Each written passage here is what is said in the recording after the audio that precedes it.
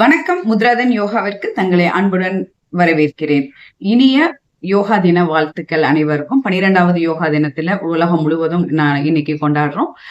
யோகாவை நம்ம வாழ்க்கையில ஒரு அங்கமாக மாற்றும் பொழுது நம்ம வந்து ரொம்ப ஹெல்தியான ஒரு லைஃபை வாழ முடியும் அப்படிங்கறதுனாலதான் இப்ப சமீப காலங்கள்ல யோகா இந்த அளவுக்கு புகழ் பெற்றுக்கிட்டும் பலரால பயன்படுத்தப்பட்டு வருது. இப்போ நம்ம இன்னைக்கு பார்க்க இருக்கிற ஒரு முத்திரை வந்து காஷ்யப்ப முத்திரை அப்படின்னு சொல்லப்படுற முத்திரை ஆகும். சப்த ரிஷிகள்ல ஒருவரான, அதாவது 7 முக்கிய முனிவர்களில் ஒருவரான காஷ்யப்ப முனிவரோட நினைவாக இந்த முத்திரைக்கு இந்த பெயர் சூட்டப்பட்டது. காஷ்யப்ப முனிவர் வந்து படைப்போட குறியீடாக கருதப்படுகிறார். அதாவது அனைத்து உயிரினங்களுக்கும் தந்தை அப்படின்னும் அவரை வந்து எடுத்துக்கலாம். இல்லைன்னா அவர் தான் படைப்பாளர் அப்படின்னு அழைக்கப்படுறோம். இந்த முத்திரை நம்மளுடைய உடல்ல புதிய ஆற்றலையும் ஆக்கப்பூர்வமான சக்தியையும் உருவாக்குவதற்கு காரணமாக இந்த முத்திரைக்கு இந்த பெயர் வந்து வச்சிருக்கோம். இன்னொரு பெயர் காரணம் அப்படின்னு இதனோட ஆழ்ந்த பொருள் பார்த்துக்கணும் அப்படின்னு சொன்னீங்கன்னா, காஷ்யப்ப அப்படிங்கிறதுக்கு ஆமை அப்படிங்கிறது சமஸ்கிருதத்துல இருக்கிற பொருளாகும். இப்போ ஆமை வந்து எப்படி தன்னுடைய தனக்கு ஏதாவது ஒரு விபரீதமான சூழ்நிலை, ஆபத்தான சூழ்நிலை வருதோ அப்போ தன்னுடைய உடல் முழுவதையும் தனக்குள்ள சுருட்டி தன்னோட ஓட்டுக்குள்ள தன்னை பாதுகாத்துக்குதோ, இந்த முத்திரையோட அமைப்பும் இதனுடைய பலனும் அதே மாதிரியாக இருக்கிறதுனால இதற்கு காஷ்யப்ப முத்திரை அப்படின்னு சொல்றோம். அது வந்து மற்றவர்களால வர்ற பிரச்சனைகளுக்காக மட்டும் இல்லை, நம்மளுடைய 5 புலன்களால நமக்கு மன அடக்கம் வந்து இல்லாம நம்மளுடைய மனமானது அலைப்பாய்கிற காரணத்தினால நமக்கு ஏற்படுற பிரச்சனைகள்ல இருந்தும் நம்மளை பாதுகாத்து நம்மளை உள்நோக்கி வந்து மனதை திருப்பி மன அமைதி பெறதுக்கு இது பயன்படுகிறது. மிக முக்கியமாக ஆமையோட ஓடு அதற்கு எப்படி ஒரு வலுவான பாதுகாப்பை தருதோ, இந்த முத்திரையை எனக்கு எந்த பிரச்சனையுமே இல்லை நான் செய்யலாமா அப்படின்னு சொன்னா அனைவரும் செய்யலாம். ஆனா கர்ப்பிணி பெண்கள் குறைந்தபட்ச நேரமான 5 நிமிடங்களுக்கு மேல செய்ய வேண்டாம். அதிகபட்சமா 8 நிமிஷம் வேணா நீங்க பண்ணலாம். மத்தவங்க எல்லாரும் 10ல இருந்து 15 நிமிடங்கள் இதை தினம் நம்ம செய்யும் பொழுது நம்மளுக்கு சுத்தி இருக்கிற பாதுகாப்பு வளையம் அப்படின்னு சொல்லப்படுற ஆறாவானது மிக வலுவான நிலைய வந்து இது அடையும். அதாவது எதிர்மறை ஆற்றல்கள் புகாம ஒரு வட்டத்தை நமக்கு சுத்தி இது வந்து உருவாக்கும். இந்த முத்திரை பழங்காலங்கள்ல முனிவர்களால தொடர்ந்து செய்யப்படுறதுனால தான் நமக்கு சில முனிவர்களோட பக்கத்துல போகும்போதே அவங்களோட ஒரு தேஜஸ் வந்து நமக்கு தெரியும் இல்லைங்களா? இப்ப ஆமை முத்திரை அல்லது காஷ்யப்ப முத்திரை அப்படின்னு சொல்ற இந்த முத்திரை மிக முக்கியமாக நம்மளுடைய எதிர்மறை எண்ணங்களை நீக்கி மன அழுத்தம் மற்றும் கவலை சோர்வை நீக்கி நேர்மறை ஆற்றலை உற்பத்தி செய்வதற்கு பயன்படுகிறது.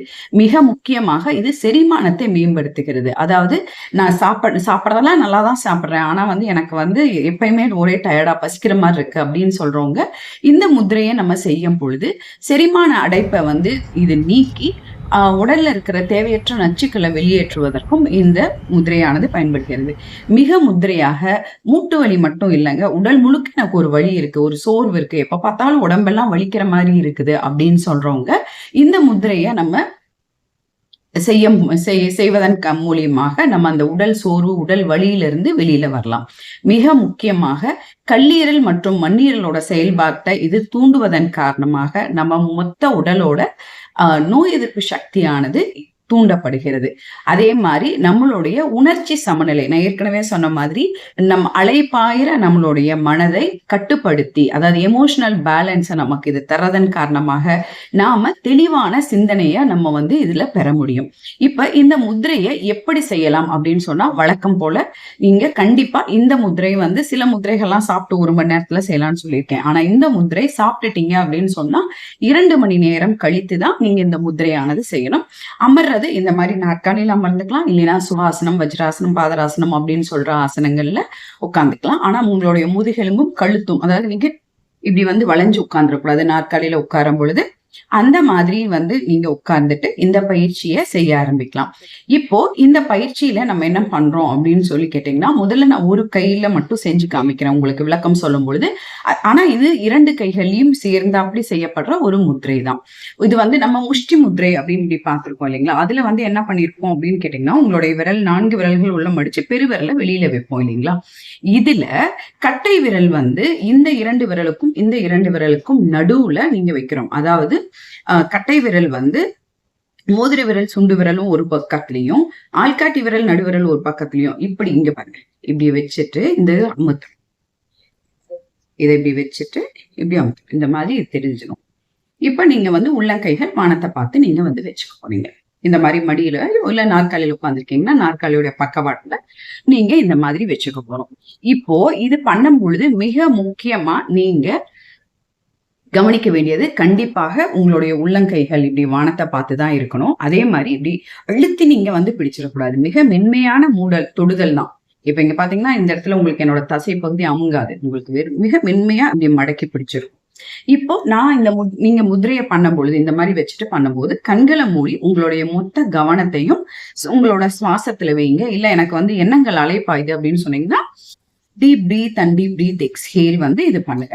இப்ப இது எவ்வளவு நேரம் பண்ணணும் அப்படின்னு சொன்னீங்கன்னா, தினசரி நம்மளோட வாழ்க்கையில ஒரு அங்கமா தினம் 5 நிமிஷம் அப்படின்னு நினைச்சீங்கன்னா நீங்க தினம் 5 நிமிடங்கள் பிராக்டிஸ் பண்ணலாம்.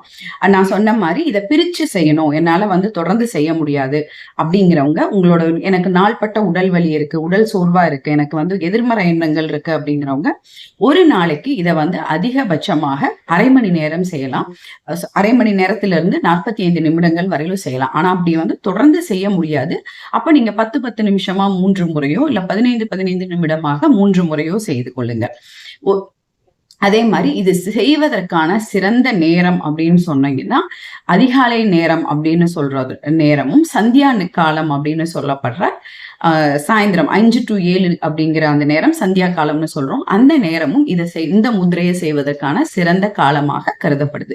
இந்த முத்திரையை யார் செய்யக்கூடாது அப்படின்னா, நான் ஏற்கனவே சொன்ன மாதிரி இது வந்து மிக மென்மையா இப்படி பிடிச்சிருக்கணும். நீங்க வந்து இப்படி டைட்டா இதை பிடிச்சிடக்கூடாது. உணவு இடைவேளை 2 மணி நேரம் கழிச்சுதான் செய்யணும். வெறும் வயிற்றுல இருக்கும்போது நீங்க இதை செய்ய ஆரம்பிச்சிடலாம். கர்ப்பிணி பெண்கள் மட்டும் இதை 5 நிமிடத்துல இருந்து அதிகபட்சமாவே 8 நிமிஷம் மட்டும் ஒரு நாளைக்கு நீங்க இதை செஞ்சீங்க அப்படின்னு சொன்னா போதும்.